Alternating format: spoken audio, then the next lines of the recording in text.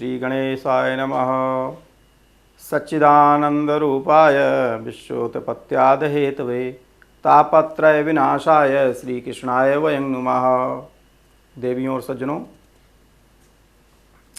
आज हम ज्योतिष क्रम से ज्योतिष का पाठ प्रारंभ कर रहे हैं। जैसे आप लोगों ने देखा कि यहाँ लिखा हुआ है भारतीय ज्योतिष।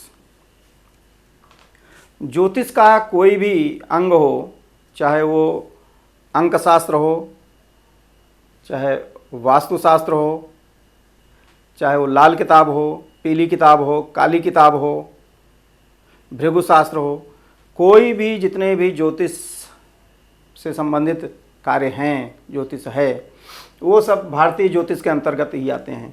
लिखने के लिए कोई भी लिख सकता है कि ये वैदिक ज्योतिष है, ये अंकशास्त्र है, ये वास्तुशास्त्र है, ये कुछ भी है। तो इसलिए मैंने यहाँ लिखा है भारतीय ज्योतिष। ये आपको, और मैं आपको यकीन दिलाऊं, अगर आप इन जैसे क्रम से देखते जाएंगे तो आप लोगों को बहुत सारी नई चीज़ें देखने को मिलेंगी इस पाठ में। जो ये पाठ चल रहा है, आज तो ये पहला पाठ है। आज हम आपको केवल वो चीज़ बताएंगे जैसे ज्योतिष कहाँ से निकली, कैसे कैसे हुआ। समस्त भारतीय जनमानस को ये जानना चाहिए कि आपके ज्योतिष कहाँ से आई, कैसे आई, और वेद कितने हैं, इत्यादि इत्यादि। तो सबसे पहले ये मान लीजिए वेद 4 हैं: ऋग्वेद, यजुर्वेद, सामवेद और अथर्ववेद।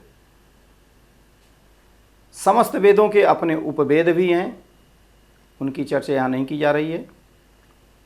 जैसे सामवेद का धनुर्वेद उपवेद होता है। जो यजुर्वेद है, जो ऋग्वेद है, वो स्तुति परक प्रायः मंत्र हैं। ज्ञान से ज्ञान का पूरा भंडार है, लगभग 10,500 से अधिक उसमें मंत्र हैं। और यजुर्वेद है, उसमें 40 अध्याय हैं जो कर्मकांड हैं, जिसे पूजा पाठ इत्यादि, जो संस्कार इत्यादि होते हैं। उत्तर भारत में वाजसनेयी शाखा, जिसे माध्यन्दिनीय शाखा भी कहते हैं, और दक्षिण में काण्व शाखा का प्रचार ज़्यादा है। कृष्ण यजुर्वेद भी उधर है। इधर शुक्ल यजुर्वेद कहा जाता है, दक्षिण में कृष्ण यजुर्वेद कहा जाता है। उच्चारण में कुछ थोड़ा थोड़ा अंतर होता है। फिर उसके बाद है सामवेद। सामवेद में लगभग 1550 ऋचाएँ हैं।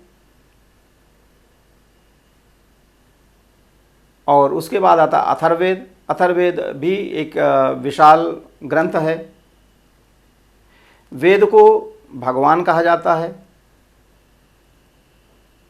अथर्ववेद में सभी प्रकार के क्रियाकलाप का वर्णन है। आयुर्वेद उसी से निकला है। और जो किसी प्रकार के मारण, मोहन, वशीकरण, उच्चाटन इत्यादि क्रियाएं होती हैं, वो सब अथर्ववेद से ही निकला है, सारी क्रियाएं। अब ये जो चारों वेद हैं, इन चारों वेदों के 4 अंग हैं। जैसे एक संहिता भाग है जिसमें केवल मंत्रों का संग्रह है। उसके बाद में है ब्राह्मण ग्रंथ, आरण्यक और उपनिषद। इन चारों को मिलाकर के तब वेद एक पूर्ण सब्जेक्ट बनता है, विषय है। और ये जो वेद हैं, ये वेद बहुत विशाल हैं, इसलिए इनको जो है अलग अलग खंडों में विभक्त कर दिया गया है।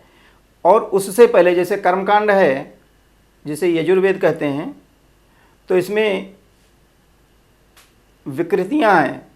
विकृतियों का मतलब है कि मंत्रों को तोड़ तोड़ करके आगे पीछे से एक एक अक्षर को अलग अलग करके पढ़ने के लिए, ताकि जो है त्रुटि ना हो, विभिन्न प्रकार की अष्ट विकृतियाँ बनाई गई हैं।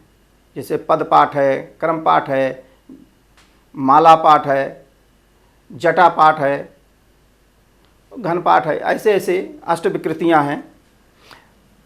इनको आगे क्रम से ये पढ़ाया जाता है। उसके बाद में अब देखें, वेद के 6 अंग हैं। जैसे एक मनुष्य होता है, उसके हाथ भी हैं, पैर भी है, नाक भी है, पैर हैं, नाक है, आँख है, कान है। ऐसे ऐसे जो वेद पुरुष हैं, उनके जो 6 अंग हैं वो कौन कौन से हैं, यह जानना बहुत आवश्यक है। तो सबसे पहले है जैसे शिक्षा। शिक्षा बताया जाता है कि वेद पाठ कैसे हो, कैसे वेद को पढ़ा जाए। शिक्षा, कल्प, निरुक्त, व्याकरण और छंद और ज्योतिष, ये 6 अंग हैं। 6 अंगों में ज्योतिष के बारे में कहा गया है, यथा शिखा मयूराणाम नागानाम मणयो यथा तद्वद वेदांग शास्त्राणाम ज्योतिषम मूर्धनि स्थितम। ज्योतिष जो है वो वेद पुरुष का, भगवान वेद का के नेत्र हैं, आँख हैं। अगर किसी भी व्यक्ति का बहुत सुंदर शरीर हो, बहुत स्वस्थ हो, बहुत नौजवान हो और आँख ही ना हो उसके, तो अगर किसी कारणवश उसकी वाणी उतनी प्रखर नहीं है तो संकेत से काम चला सकता है। लेकिन आँख ना हो तो फिर लेकर के कहीं गड्ढे में गिर जाए, कहीं कुछ हो जाए, उसका लोग जो है गलत यूज करते हैं, हो सकता है। इसलिए जैसे मोर के सर पर शिखा होती है, नाग में मणि होती है, उसी प्रकार से वेदांग शास्त्रों में ज्योतिष है जो सबसे ऊपर स्थित है, मूर्धनि स्थितम। इसका भाव ये है। ये ज्योतिष बताते हैं। सबसे पहले एक ज्योतिष, अब ज्योतिष इन्हीं वेदों में से निकला है, ज्योतिष सब्जेक्ट। सबसे पहले ये समझ लीजिए, ज्योतिष में जगह जगह भिन्न भिन्न स्थानों पर स्फुट रूप से ज्योतिष के कुछ जो है मंत्र ऋचाएँ मिलती हैं। लेकिन कालांतर में लगध मुनि ने उन सबको इकट्ठा करके एक अलग विभाग दिया, तो इसलिए लगध मुनि ही ज्योतिष के प्रथम प्रणेता माने जाते हैं, वेद से अलग किया। एक दो आपको उदाहरण देता हूँ ज्योतिष में। जैसे कभी पूजा होते समय आपने सुना होगा, त्रिपादूर्ध उदयित पुरखा पादों से हा भवत पुनः ततो विखुंग विक्रा मत्सासना नशने अभी। यह एक मंत्र है। इस मंत्र में भी ज्योतिष की चर्चा है। पूर्णमदः पूर्णमिदं पूर्णात् पूर्णमुदच्यते पूर्णस्य पूर्णमादाय पूर्णमेवावशिष्यते। इस मंत्र में भी ज्योतिष है, गणित है। इसी प्रकार से ज्योतिष पूरे वेद में फैला हुआ है। तो लगध मुनि ने जब इकट्ठा किया तो पहले तो ज्योतिष इकट्ठा हुआ। अब ज्योतिष के बाद में जब इकट्ठा हो गया तो धीरे धीरे उसमें विकास होना शुरू हुआ। जब विकास होना शुरू हुआ तो ज्योतिष के 2 भाग हुए, गणित और फलित। अब कुछ लोग इसमें कहेंगे कि ज्योतिष की आवश्यकता ही क्या है। बहुत सारे लोग ऐसे होते हैं जो कहते हैं ज्योतिष की आवश्यकता नहीं है। तो ज्योतिष चक्रे तु लोकस्य सर्वस्योक्तम शुभाशुभम ज्योतिर्ज्ञानम तु यो वेद सा याति परमाम गतिम। लोग कहते हैं गणित ज्योतिष तो ठीक है, चलो मान लीजिए गणित का प्रयोग कर लेंगे, लेकिन फलित ज्योतिष की क्या आवश्यकता है। तो फलित ज्योतिष के लिए कहा गया है कि जो समस्त शुभाशुभ कर्म हैं अथवा लोगों के बारे में जो जानकारियां हैं वह इन ज्योतिष से ही प्राप्त होता है। फलित ज्योतिष से ज्योतिर्ज्ञानम तो यो वेद, जो ज्योतिष को जानते हैं, उस ज्ञान को जानते हैं, वह परम गति को प्राप्त होते हैं। इसलिए ज्योतिष जानना अति आवश्यक है, जानना चाहिए। फिर उसके बाद आगे चल करके विकास होता गया। तो ज्योतिष के 3 भाग हो गए, सिद्धांत जिसको गणित कहते हैं, फिर उसके बाद में आया संहिता। आगे चल करके मैं आपको बताऊंगा कि संहिता में क्या क्या विषय हैं। पहले क्रम इसको विभाग समझ लें, संहिता, फिर उसके बाद में आया होरा। आगे चल करके जब और विकास हुआ तो ये 5 भागों में बट गया। ज्योतिष को विद्वानों ने और बांट दिया। होरा, गणित, संहिता और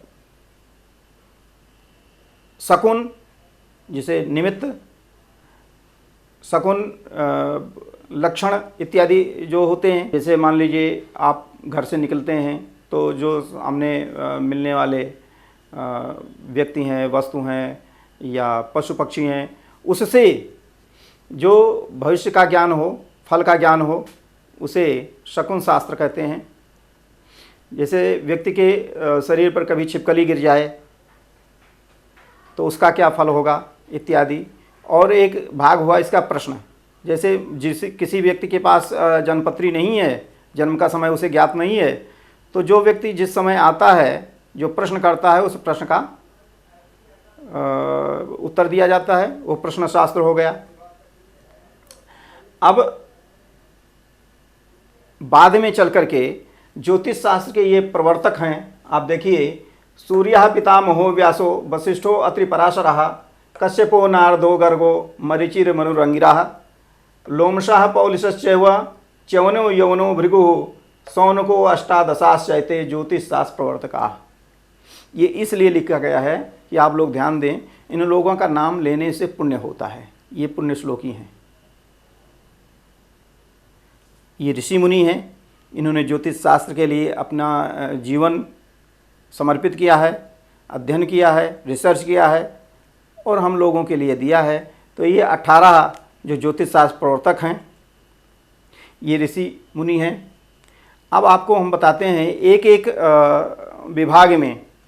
जैसे सिद्धांत से क्या होता है? सिद्धांत मतलब गणित। जो गणित जैसे ग्रह नक्षत्रों का उदय अस्त और ग्रहण इत्यादि जो ये विषय हैं, ये गणित के अंतर्गत आते हैं। अब दूसरा आता है प्रश्न। प्रश्न में मैंने जैसे बताया कि आप प्रश्न करिए और प्रश्न का उत्तर दिया जाता है, वो प्रश्न हो गया। फिर उसके बाद में आता है शकुन। शकुन का विचार किया जाता है। जैसे आपको ज्ञात नहीं है, आपको जाते हुए कहीं जो है शव देख लिया, किसी शुभ काम में जा रहे थे, तो आप जाकर के किसी पंडित जी के पास, ज्योतिषी के पास पूछेंगे, पंडित जी ने हम इस काम के लिए जा रहे थे और हमने ये देख लिया है, इसका क्या फल होगा। अथवा जो उसको लक्षण दिखाई पड़े, स्वप्न, इसी के अंतर्गत आता है। फिर उसके बाद में आता है संहिता। संहिता बहुत विशाल काय एक सब्जेक्ट है। संहिता के अंतर्गत जो आज तथाकथित थोड़ा बहुत वास्तु का ज्ञान लेकर के घूम रहे हैं, कहते हैं मैं वास्तु शास्त्री हो गया हूँ, वो वास्तु भी इसी संहिता के अंतर्गत आता है। इसमें आता है जैसे भूशोधन, जहाँ पर आप घर बनाना चाहते हैं, ऑफिस बनाना चाहते हैं, कार्यालय बनाना चाहते हैं, फैक्ट्री लगाना चाहते हैं, उस भूमि का शोधन करके उसके बारे में बताना, ये भूमि अच्छी है, ये भूमि अच्छी नहीं है, यहाँ कार्य अच्छा होगा, यहाँ कार्य अच्छा नहीं होगा। अथवा उस भूमि के अंदर कोई हड्डी, लोहा इत्यादि वस्तु तो नहीं है जो हानिकारक हो आपके लिए, वो तो भूमि शोधन एक प्रक्रिया है, वह संहिता शास्त्र के अंतर्गत आता है। फिर उसके बाद में आता है दिक् शोधन, दिशाओं का शोधन। किस दिशा में कौन सा जो है रूम बनाना चाहिए, घर बनाना चाहिए, कहाँ पर ऑफिस बनानी चाहिए, कहाँ पर पर्दा लगाना चाहिए, कहाँ पर मशीन बैठानी चाहिए, कहाँ पर जो है कौन सा रूम रखना चाहिए, ये दिशा शोधन होता है। उसके बाद में होता है शल्योद्धार, हड्डी इत्यादि जो नीचे है भूमि से निकालने के लिए वह निकालना, ये शल्योद्धार है। फिर उसके बाद में आता है मेलापक। मेलापक एक विशाल सब्जेक्ट है। वैसे तो प्रायः लोग जानते हैं मैच मेकिंग केवल वर वधू के लिए कराते हैं, कन्या और लड़के का जन्मपत्री मिलवाते हैं, लेकिन ये दो मित्रों की भी जन्मपत्री मिलाई जा सकती है, दो साझेदारों की भी, जो पार्टनर्स होते हैं उनकी भी मिलाई जा सकती है, नौकर मालिक की मिलाई जा सकती है, इत्यादि इत्यादि बहुत से जन्मपत्री मिलाने के तरीके हैं, बहुत लाभ है जन्मपत्री मिलाने का। फिर उसके बाद आता है मुहूर्त। मुहूर्त, कौन सा कार्य किस शुभ मुहूर्त में किया जाए तो क्या लाभ प्राप्त होगा, ये मुहूर्त संगीता शास्त्र के अंतर्गत आता है। फिर उसके बाद आता है भूकंप, ये जो अर्थक्वेक कोई इत्यादि आता है, भूकंप। इसमें वैसे तो रिसर्च की आवश्यकता है, शोध की आवश्यकता है, इसको शोध किया जाए, सामने आए तो बहुत सारी क्राइटेरिया है भूकंप के बारे में पहले पता लगाया जा सकता है कि भूकंप आने वाला है, इस दिन आएगा, इतने बजकर इतने मिनट पर आएगा, सब लोग सावधान हो सकते हैं भूकंप इत्यादि के बारे में, भूकंप से क्या नुकसान क्या फ़ायदा है। फिर उसके बाद में वायु, हवा चल रही तो उसका क्या फल होगा, वर्षा, वर्षा कितनी होगी, कब होगी, कैसे होगी इत्यादि इसके बारे में। उल्कापात, जो तारे टूटते हैं उसके बारे में। ग्रहण जो होता है उस ग्रहण का क्या फल है, कब ग्रहण लगेगा, कैसे होगा, किन लोगों को फ़ायदा है, किन लोगों को नुकसान है। और ग्रहों का उदय अस्त, ग्रहाचार इत्यादि बहुत सारी बातें हैं। ग्रहों के बकरी इत्यादि, जो ग्रह की चाल है, ग्रह की 8 प्रकार की गति होती है, वक्रानुवक्रा कुटिला मंदा मंदतरा समा तथा शीघ्राति शीघ्राचा ग्रहणाम अष्टधा गति, ये 8 प्रकार की गतियाँ होती हैं। इन सारी चीज़ों का जो ज्ञान है वो संहिता शास्त्र के अंतर्गत आता है। अब आपका बचा होरा। होरा के बारे में कहा गया है कि होरा एक शब्द है अहोरात्र। अहोरात्र का मतलब होता है दिन और रात, दोनों जो 24 घंटे का समय है उसको अहोरात्र कहते हैं। तो जैसे देखिए यहाँ मैं लिखता हूँ अहोरात्र, अहोरात्र, ये शब्द होगा अहोरात्र। अब इसमें है क्या कि ये आ का लोप हो गया पहले और इस ता का लोप हो गया, तो ये बचा होरा। होरा मतलब होता है कि जो बच्चों के जो जातक हैं, पशु पक्षी हैं, वृक्ष लता गुल्म इत्यादि हैं, मकान इत्यादि हैं, उनके आयु, उनका फल इत्यादि जानने के लिए, उनका भविष्य में कैसा जातक का कैसा क्या विकास रहेगा, क्या उसकी आवश्यकता पड़ेगी इत्यादि होरा शास्त्र के बारे में ये होरा शास्त्र बताता है। शास्त्रकार कहते हैं होरा नाम महाविद्या वक्तव्यम चा बोधितम। ये आचार्य पराशर कहते हैं कि होरा नाम महाविद्या, होरा जो है बहुत अच्छी विद्या है, ये मैं आपको बता रहा हूँ। अब होरा के अंतर्गत जातक के फलादेश की 2 विधि विशेष करके पाई जाती है। एक जन्म नक्षत्र के आधार पर, जिसका प्रयोग प्रायः दक्षिण भारत वाले ज़्यादा करते हैं, और दूसरा है जन्म लग्न के आधार पर। जन्म लग्न के आधार पर देखें, आपने देखा होगा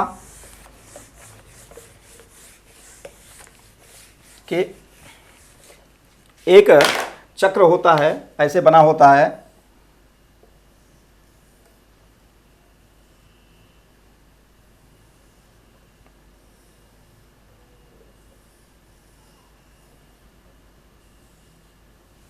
जब जिसका जन्म होता है, जहाँ किसी जातक का, कहा गया है राशि नाम उदयो लग्ना।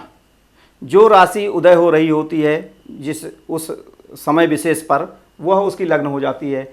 अगर मेष राशि उदय हो रही है तो वहाँ यहाँ 1 लिख दिया जाता है और यहाँ पर सभी जो है अंक बैठा दिए जाते हैं।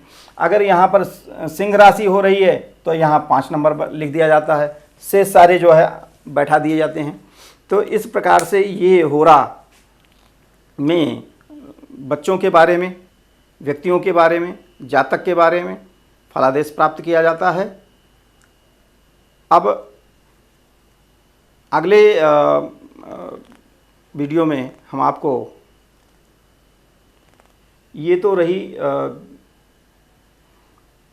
ज्योतिष का परिचय, ज्योतिष का उद्भव, ज्योतिष कैसे कहाँ से आया, आप लोगों को बताया गया। ज्योतिष सीखने वालों के लिए ये जो हम वीडियो बना रहे हैं ये बहुत ही उपयोगी है। इसको आप देखिए क्रम से, अगर देखते जाएंगे तो आपको कहीं जाने की आवश्यकता नहीं होगी। प्रायः आप एक अच्छे ज्योतिषी बन सकते हैं, और अगर ज्योतिषी नहीं भी बनना है तो कम से कम कोई भी व्यक्ति आपको गलत सलाह तो नहीं दे पाएगा, इतना तो आप जान लीजिए। इसलिए इस वीडियो को, पाठ चर्चा को आप जो है ध्यान से देखें। और पुनः मैं एक बार कहना चाहता हूं आपसे कि वैसे तो YouTube पर बहुत सारे जो है वीडियो आपको इसके मिलेंगे पाठ चर्चा के, लेकिन हमारे जो हम बना रहे हैं इसमें कुछ अलग प्रकार की चीज़ें मिलेंगी, आपको अलग चीज़ें आएंगी, आपको देखने को मिलेगा। आप देखिए और इससे लाभ उठाइए। धन्यवाद।